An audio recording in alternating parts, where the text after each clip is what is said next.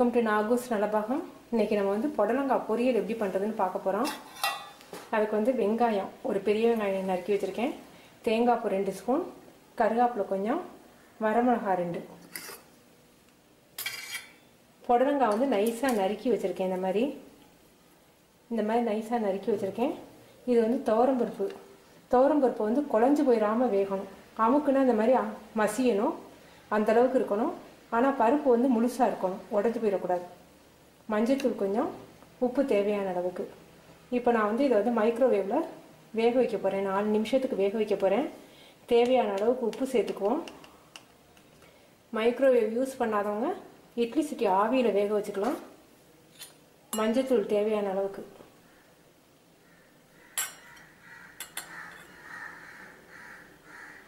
லேசாக தண்ணி தெளிச்சுக்கினா போதும்.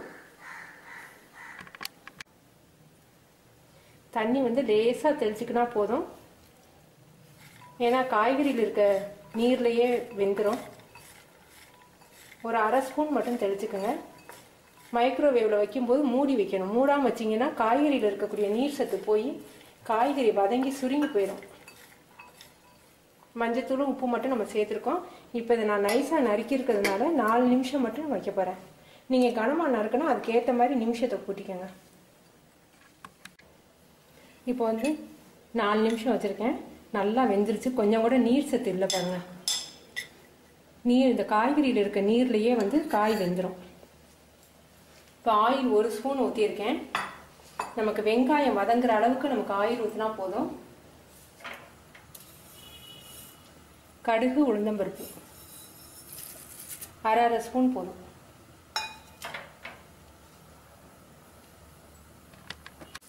இப்போ பொரிஞ்சிருச்சு. நம்ம வெங்காயத்தை போடுவோம்.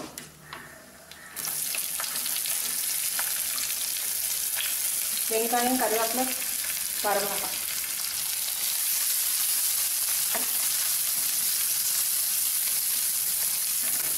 வெங்காயம் நல்லா ப்ரௌன் கலரில் வரட்டும்.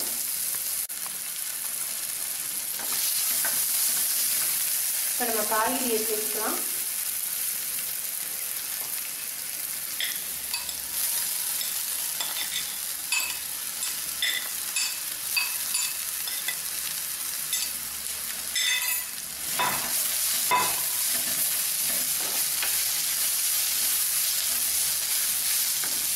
உப்பு போதுமானு பார்த்துக்கோங்க. பத்தலைன்னா இப்போ நீங்கள் போட்டுக்கலாம்.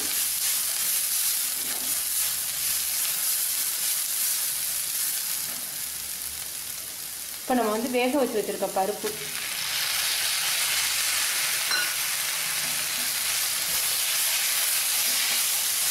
துவரம்பருப்பு வந்து குழையாமல் இருக்கணும். குழஞ்சிருச்சுன்னா உங்களுக்கு வந்து நல்லா இருக்காது, மசிஞ்சு போயிடும். பொரியல் மாதிரி இருக்காது, மசியல் மாதிரி வந்துடும்.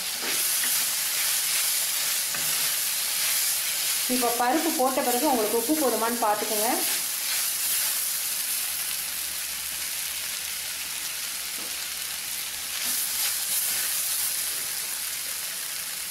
கொஞ்சமாக நான் உப்பு சேர்த்துக்கிறேன்.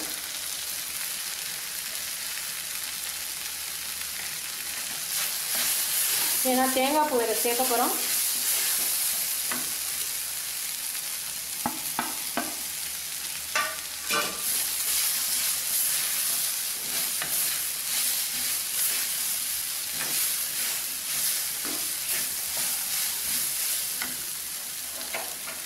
பொரியல் ரெடி ஆயிடுச்சு.